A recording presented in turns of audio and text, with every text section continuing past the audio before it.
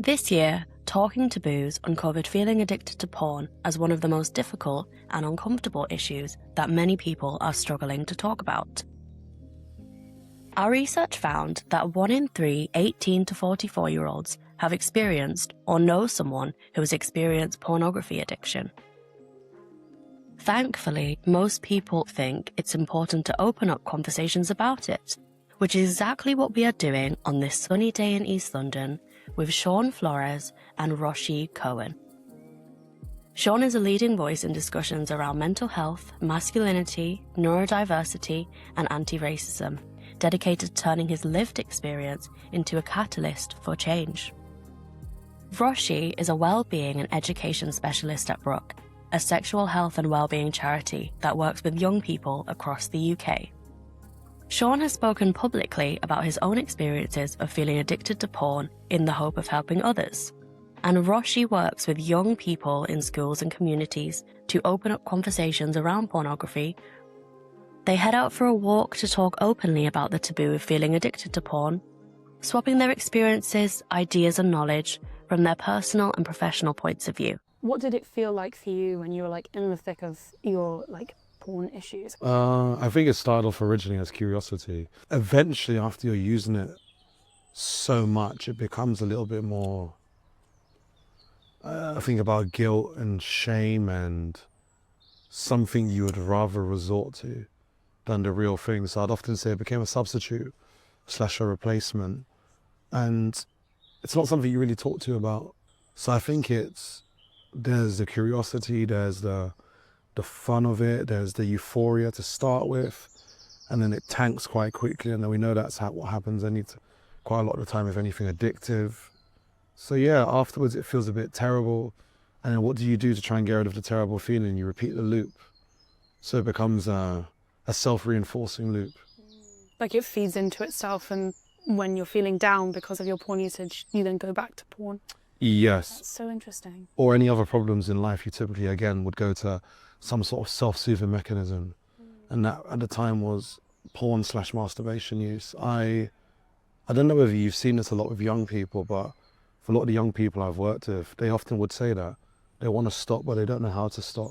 And as humans, we're driven towards things that make us feel good. I think that pleasure is a right for everyone. But if it becomes something that you only use to soothe or things like that, it can become really tricky. When we avoid hardship and avoid challenges and we go towards what makes it always easier for us, it's not great for the brain. And I think that's one of the big problems. And as I said to you before, one of the other things that you realize becomes a problem is when you start to over-sexualize everything. Everything becomes a euphemism, or becomes a hidden meaning. One thing which I think is often quite interesting about my own story is I always knew it wasn't real. I always knew it was disconnected, but maybe I had that level of discernment and critical thinking, whereas a lot of the young men that I work with, they don't have that. They do not have that. And again, I can't speak for young girls because I work mainly with young men. I'm brought in a lot to work with young men, but they seem to think that's what you're supposed to do with everyone. And it's just not realistic. I think also with taboo surrounding it, girls might not talk about it. Even if they do access pornography, they're probably not going to be bragging about it to their friends, for example. And so that becomes an even trickier issue. How do we talk about something if everyone's oh, I've never done that? How do you have that open and honest conversation? Because I find boys and young men are more forthcoming with stuff. They'll talk to me about oh, miss, what about this website or that website? They'll say stuff usually to try and make me laugh, I think, generally. Yeah. But there is something about we don't know how many girls are accessing pornography because all of our stats are self-reported, right? In your opinion, when does it actually become an issue? I think that's a really hard thing to answer because it's not the same for everyone, right? There's not a number of times that someone accesses porn where it then becomes dangerous. It's more about how it makes you feel. And if someone starts to feel things out of control around porn, or they can't access real intimacy with a partner in real life, that's when we might start thinking about it. Or people watching porn in preference to hobbies or seeing friends or things, that's when we start to go, okay, you might have an issue around it. And if that's causing you shame or embarrassment or guilt, then you can always get help for it, right? That's the kind of thing that we want to encourage, is if people start to feel uncomfortable with their porn usage, being really aware of that and then talking to someone about it. I often say addiction is the progressive narrowing of the things that bring you pleasure. So your world becomes a lot smaller. And I think in particular with porn, that can happen like the same with any other addictive technology. But I agree that if you start to substitute certain things or preference it in and take other things out, that's how you know when it starts to become a problem. Or tool to soothe. So, you could say in and of itself, masturbation is a form of self-soothing, sex can be a form of self-soothing, but porn can also be a form of self-soothing. And when you're using it excessively, that I would also say is when you can notice it becomes a problem. Yeah, and like curiosity is like healthy and natural, right? But if people are then like watching more and more things in order to start feeling something, then that's when we might be like more concerned about like, what was the struggle for you for like getting help? What was difficult about that? What made it difficult for you? Well, I often say pleasure, or number one, if you enjoy something, a lot of people don't realize that you're supposed to stop. And I often say in the pleasure broth, that's my copyrighted term, you've got a dose of curiosity, you've got a dose of a little bit of guilt and shame at some points. And then at some points you don't want to give it up. It's quite hard to give it up. So I'd often say those are the things that stop. It becomes, as I said, like a self-reinforcing loop. And as long as something becomes a self-reinforcing loop, where do you stop it? Where do you realize this is a problem? And also, I genuinely think, and I know a lot of people can echo this sentiment, that often with a lot of addictions or problems, you generally think you are the only one. It becomes it's an internal thing until you realize when you might hear it from somebody else who's brave, like Terry Crews, who spoke about it. He spoke openly about it, spoken openly about how he was sexually abused. A lot of these things that you start to realize, oh wow, I'm not the only one. And if he can speak about it, I'm sure that there's someone walking that I've met on the bus or the train or wherever you are that also do struggle with it. So you realize, yeah, I'm not alone. So the loneliness is a big thing that also stops you from being able to speak about it. I think that makes a lot of sense. In your experience, was there like any, and you don't have to answer this if you don't want to, but any like specific like worries about telling anyone or how that would feel or anything like that? Did you talk to someone about it, or was this something you came to by yourself? Well, I think this is a really good question, actually. One of the first things I can think about is young black men, or just black men in general, are over-sexualized in dating. It's the idea your phallus, your penis is big, or you are over-sexual, you're part of the cool in culture. So I think for me, there was this idea you're letting your racial expectations down, funnily enough. And whether or not people agree with this or not, it is a well-known social expectation that, once you go black, you don't go back. So fetishization played like quite a big role. Exoticization is also a really big part of it as well. So it's the idea that, you're letting people down, number one. Also, you're supposed to be a particular kind of way. So there's certain cultural strips and cultural expectations and norms you are supposed to follow. There's another really big thing. And I think this is something I'm sure a lot of people don't talk about, especially a lot of young black men that I do work with. So that also can stop people from coming forward. Yeah, absolutely. And I think like in the work that we do, there are like three main things that stop people. I think there's a huge taboo around sex by itself. Then you add like the layer of pornography on top, and then like the language. So not having like the language to describe what's going on with someone. And like we didn't have mandatory RSE, mandatory relationships and sex education before 2020. That's interesting. Right. That's ridiculous. It's so recent. And then we expect people to have these like open, honest conversations about stuff when they haven't ever talked about it before. There's not really conversations in classrooms, or if they are, it might vary wildly between teachers in the same school even, how they feel comfortable about it. So it's really crucial that like funding happens so teachers can go to training, or they can bring in like external places like us at Brook, so like come in and talk specifically to the young people. And that's just about sex itself. There's a huge taboo about sex itself. And then when you add in like, oh, they're going to be filming it, this is going to be something you can access really easily, that's a completely different thing. That even if people feel like super comfortable to talk about sex in their like relationships, it's different again to talk about, oh, I'm accessing this thing by myself for pleasure by myself. That's really stigmatized too, right? And then like finally is like language, right? We have very limited language, and not to go on a tangent, but it's called like hermeneutical injustice. Hermeneutical injustice. Yeah, if you don't have the language to describe something that's going on with you. And it was in the like 1970s by Rebecca Miranda. Shout out to your knowledge. And it's basically something that, like, it was sort of coined about sexual harassment. And it was like women entering the workforce in the 1970s, 1980s, not knowing what sexual harassment was. Wow. So they were like, oh, my boss said hi to me in a weird way. I feel gross. But actually all he did was say hi and like stare at me. And then when they had the language of sexual harassment, they were like, oh, it's making me uncomfortable because it's not just saying hello. There's like this whole like saying behind it. And so if people don't have the language to describe what's going on with them, they can't get help. If people don't know, oh, like I'm struggling with porn use, or like problematic porn use, or I'm feeling really like upset about how porn is making me feel. If that's not a conversation we ever have, if the conversation is only, like, look at this video, isn't it crazy? I saw this, or like, you know, when people like have like that bravado around it, then of course they're not going to be able to get help because there's no one else talking about it. It's true. And I think what you said about Terry Crews is the same thing. Like celebrities, people in like positions of like public like influence can really make a difference to that when they talk about it openly or talk about things that are going on with them openly. I think the right platforms, the right people talking about certain topics can be life-changing. Do you think with some of the things that you talk about, obviously they can be quite contentious, challenging issues, are you being shut down, censored and stopped from being in the places where it actually matters? That's a really tough question, really interesting question.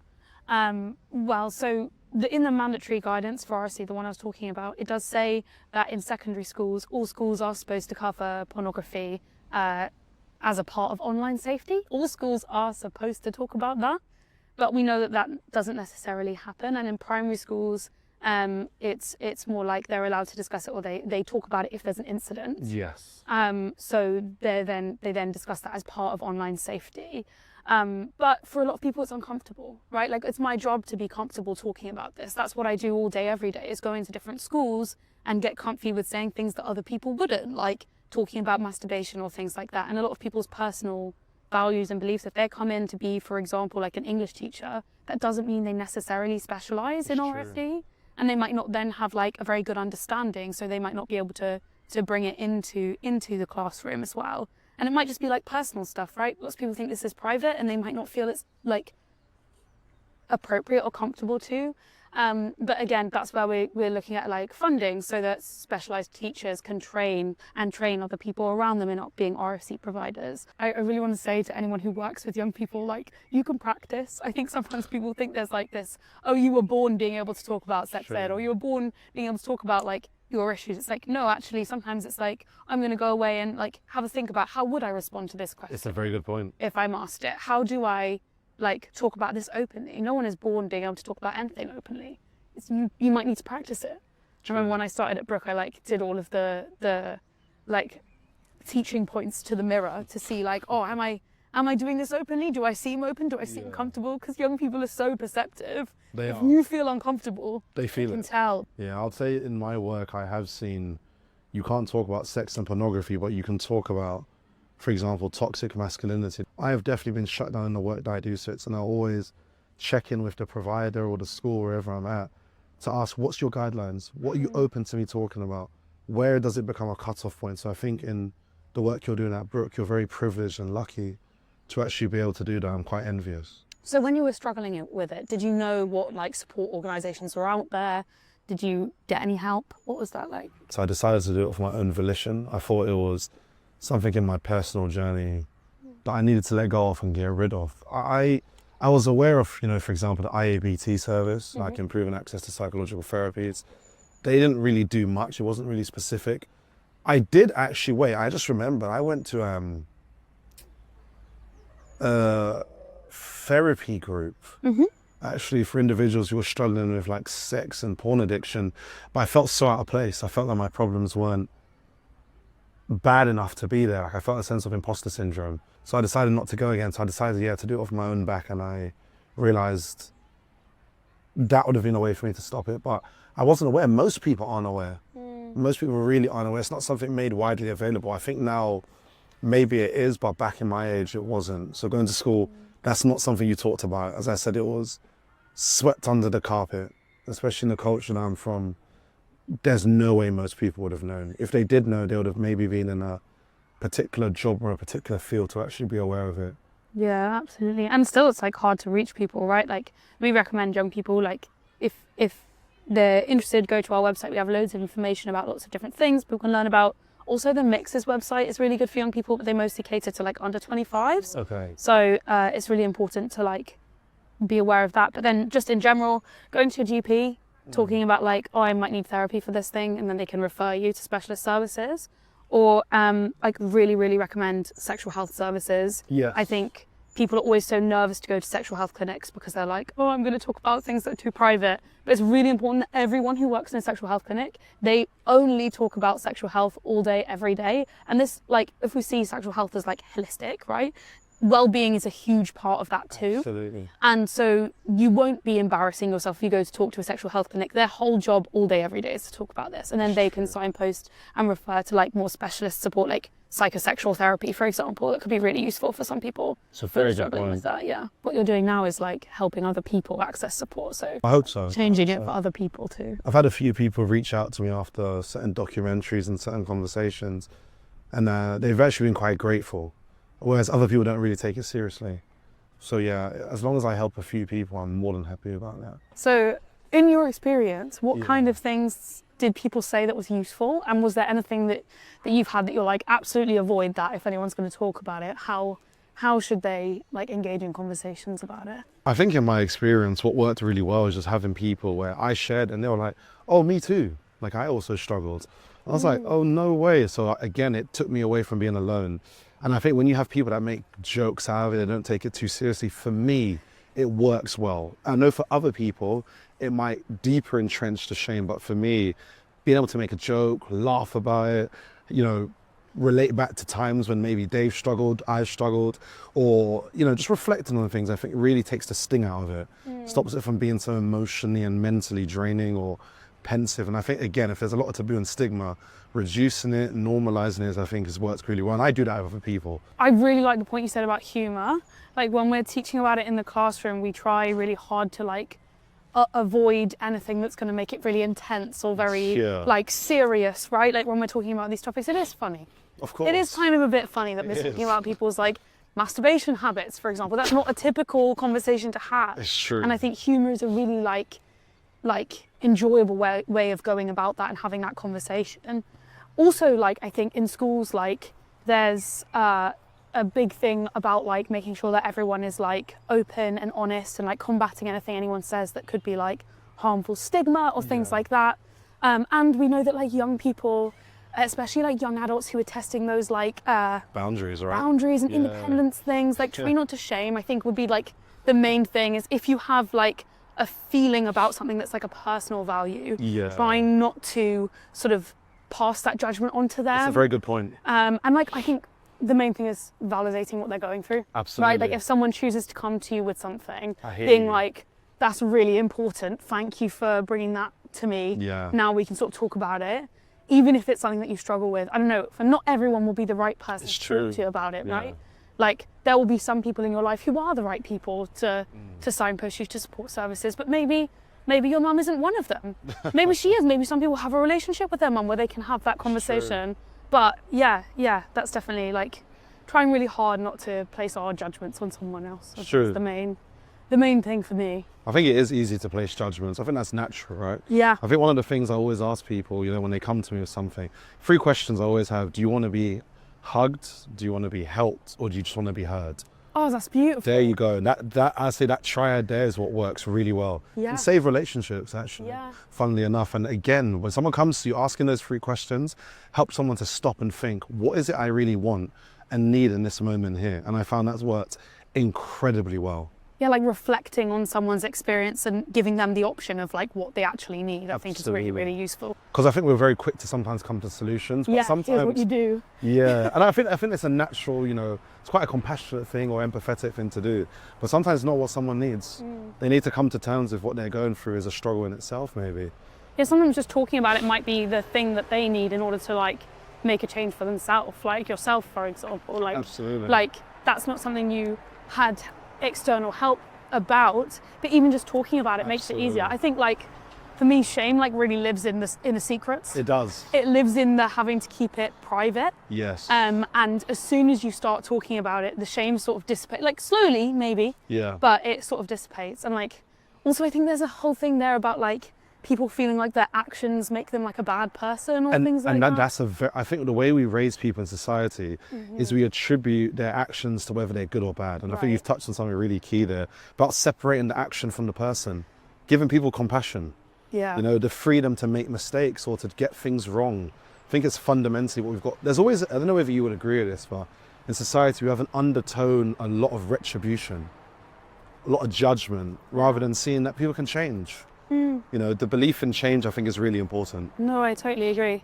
And I think, yeah, when it comes to pornography use, even if someone is watching something, they might be like, oh, I don't really agree with what I'm watching, getting them to get help for that, rather than being like, oh, you watched this thing, that means you're bad or wrong. That doesn't help them stop watching it. It doesn't, no. Really.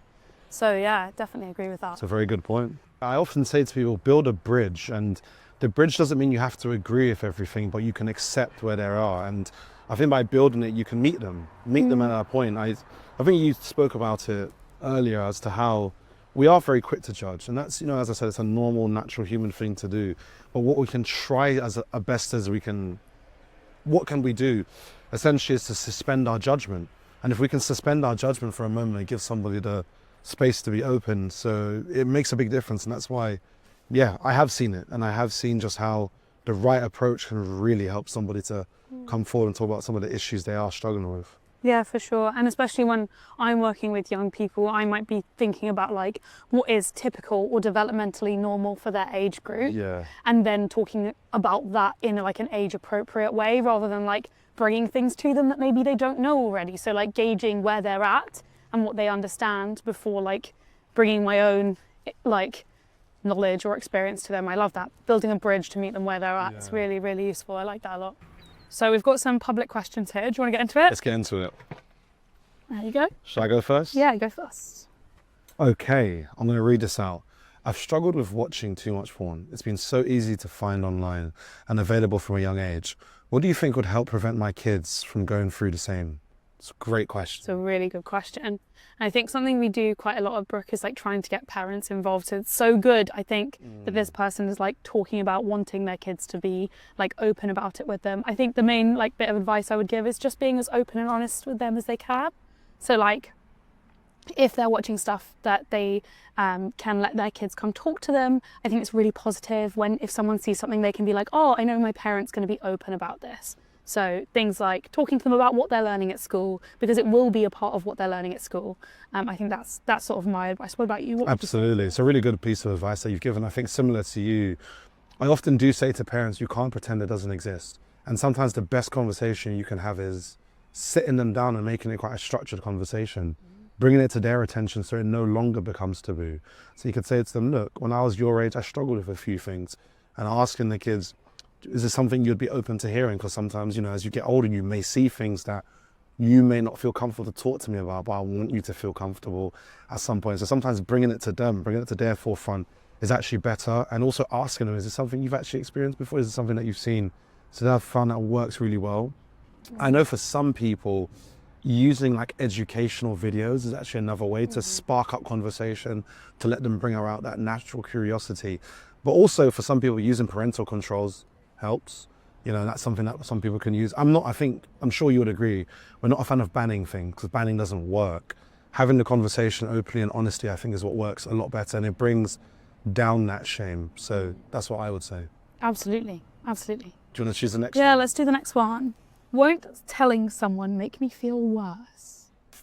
Potentially at the beginning it might do, because sometimes when you hold on to something for so long, you finally let it out, you can feel that vulnerability hangover. I think that's a really big thing people don't talk about. You share something, you feel a bit even more embarrassed, but once you get past that, I think on the other side is where the real change and really growth happens. So I often do say to people, you can't expect to feel great straight away. Some people might though. Some people feel liberated straight away, and that's all that they need. So I would say potentially at the beginning you will feel worse, but if you think about it in the long term, you will feel considerably better. Yeah, and like we talked about before, like shame and stigma and stuff it's always worse when it's in private, when it's something you're going through alone. It's very isolating. Yes. But talking to other people could be a massive relief. So long as it's like the right people, right? Not everyone is equipped to answer all of our questions well. And if somebody reacts poorly, it's not a reflection on you or a reflection on your like situation. But I think you're absolutely right. It might not feel perfect straight away. Yeah. It might not fix all your problems straight away, but it is the first step to getting like proper help. Absolutely. And the first step is better than no step. Yeah, absolutely. Do you want to do the next one? Sure. So this one says, my girlfriend went through my phone and found what I'd been watching. I'm so hurt she went through my phone, and she is upset I've been watching so much porn every day, which I get. But how was I supposed to tell her? This is really tough, and like situations like this can feel like such a breach of privacy, right? Like I want to acknowledge like around this was something that was supposed to be private for this person, and their girlfriend has seen it and made judgments or things like that. I think the first thing, and probably the most obvious thing, is like open and honest communication, saying like, yeah, this is something that I've been struggling with. This is actually a really good opportunity to talk about it because it's come out. It's not something you have to bring up anymore. It can be open. It can be something you're talking about, and trying to see where each other are coming from. Like, it's not easy to talk to someone about porn use, and like, for some people it might be fine for their partner to watch porn, and for some other people that might be a boundary crossing thing that's like, yeah, you know, for me, if you watch pornography, that feels the same as cheating. But having this conversation about what that feels like and trying to understand where each other are coming from, I think is the main thing. It's just open, honest communication. Yeah, I think I know a lot of people have gone through things similar to this, and I think the most important thing is to get your partner, if they're possible, if they're in a space, to receive the conversation. So asking, is this a time that is good for us to talk about something that I have been struggling with, and trying to get them to not internalize and personalize it, because it's quite common, right? I think for a lot of individuals in relationships, they feel like if someone is consuming something such as porn, it's a failure on their part. And often it's not. Often it's completely separate to who you are. So asking, are you in a space to receive this conversation? And if not, is there a way that I can give you the information in another way? Is it written? Is it through, you know, an educational video, whatever it might be, trying to find out what works for them. And also just saying to them, this is something that I've wanted to get help with for a long time. You know, this wasn't the way that I wanted the conversation to come about, but I'm happy it's here. And I want us to try and get through this together. How do you feel about it? So just again, inviting them into that conversation, and if it's something that you want to change, really bringing them into that sense of healing. I love that, and I love the sentence starters as well. Sometimes it's really useful to have those like, is this something you're willing to talk about right now? Can we talk about it right now? Really good ways to like check in with the other person as well, without it being like, oh, we're having a big argument, whatever. That's a really great way to like sort of safely guard that conversation. Yeah, putting in the right guardrails really makes a difference. Yeah, for sure. Next one's for you. Yeah, let's go. Oh, this one's quite sad. It says, I hate who I've become. Is it normal to feel so ashamed about this? As I said, it's that self-reinforcing loop. It's that cycle. You know, you enjoy it for pleasure, then you realize you might be overly consuming it because the chemicals in your brain are being changed and rewired. And often what people don't often tell you is the threshold gets higher and higher. You have to watch things more to get the same hit. You're going to feel ashamed. You might end up watching things that you might never do, may never do in the real world. So that's also where a lot of that shame comes from. It's that disconnect from the real world. So yeah, absolutely, it's quite normal. But in spite of that shame, in spite of that embarrassment, it is important that you get the right help. You don't want it to get worse as time goes on. You know, you can stop it. You can break those habits. You can get help, especially. Absolutely. Yeah. I think I definitely agree with that. I also think like the amount of shame someone feels could be like down to like their culture, their background, how they talk about things. They could be watching something that's like sort of quite, for want of a better word, like tame, and still feel this ashamed about it because it's such a big taboo. Right, it's so relative. Everyone has their own experience of what that would be like, making them feel ashamed. I think, that it is really tricky, but it's not normal to feel ashamed, but lots of people also feel this way, and you're not alone, and you can get support, I think is what I'd say to this person. Absolutely. So this one is, I know my housemate is watching a lot of porn. Should I bring it up? How can I help them? I think this is really tricky. I want to know so much more about this situation. I think the first thing for me is, how do you know they're watching a lot of porn?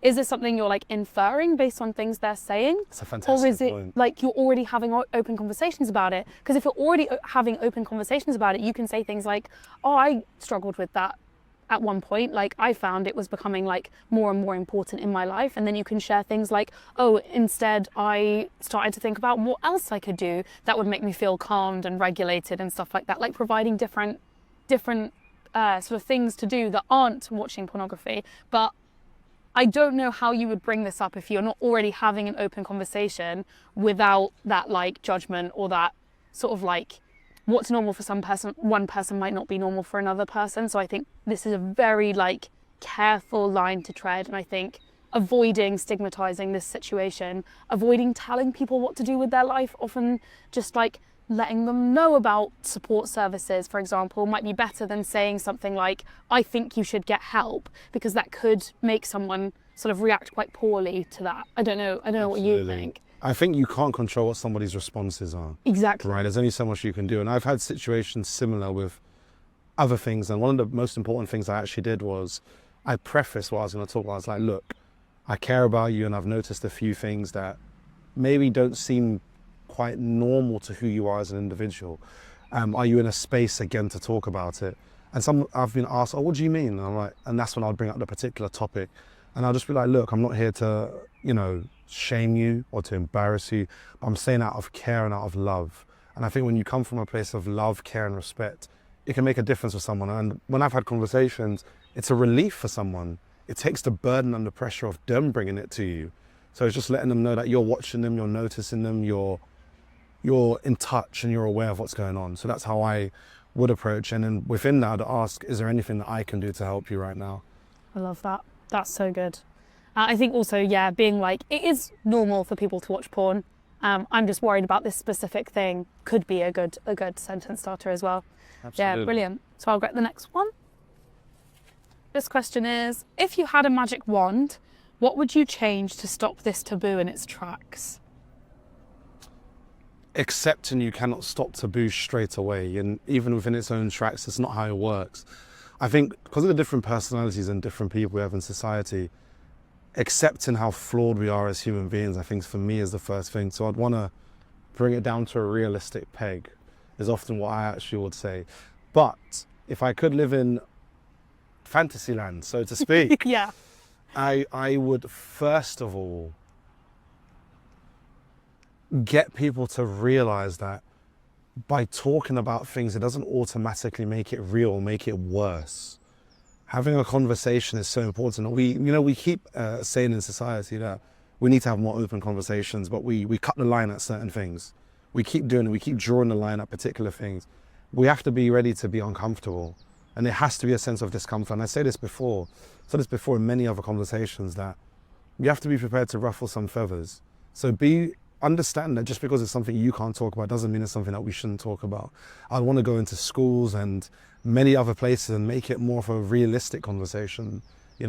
Saying to people we come from different cultures, backgrounds, religions, and experiences, and that changes the way that we perceive certain topics. So we need to be realistic with what our thresholds are.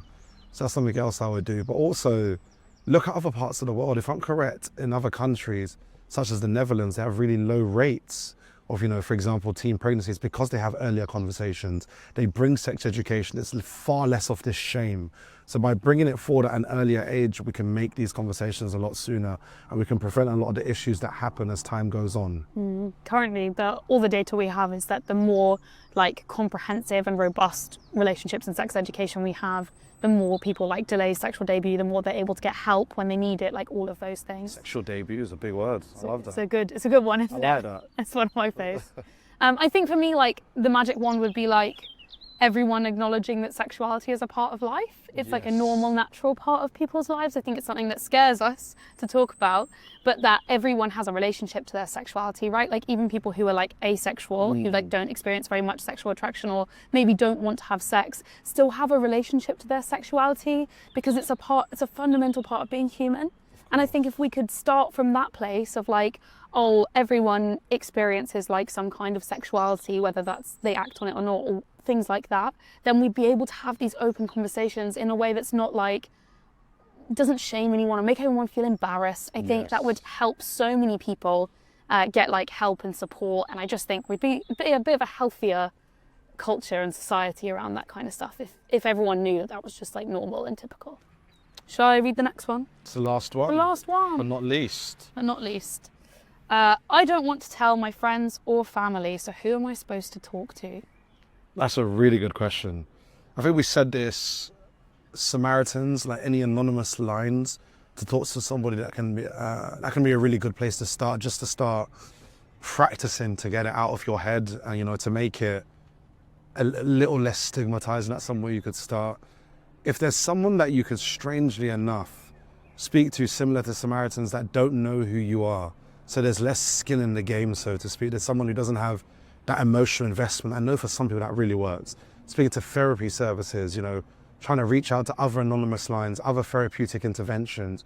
Those are some of the things that I think can really, really help. Yeah, and I think some people might have those close relationships with their friends or family where they could talk about this, but it's quite common for people not to have them. So this person isn't alone to be the only person who feels like, oh, I don't really have anyone in my like circle I can speak to about this. That's quite common because it's such a big taboo. So yeah, I definitely think like helplines, chat lines, Samaritans might be a good option, but then again, doctor, GP services, Yes. and sexual health clinics who are really, they're trained to talk about this all the time. Yeah. So really recommend talking to them about this as well. If any of the experiences in this conversation have resonated with you, please know you're not alone.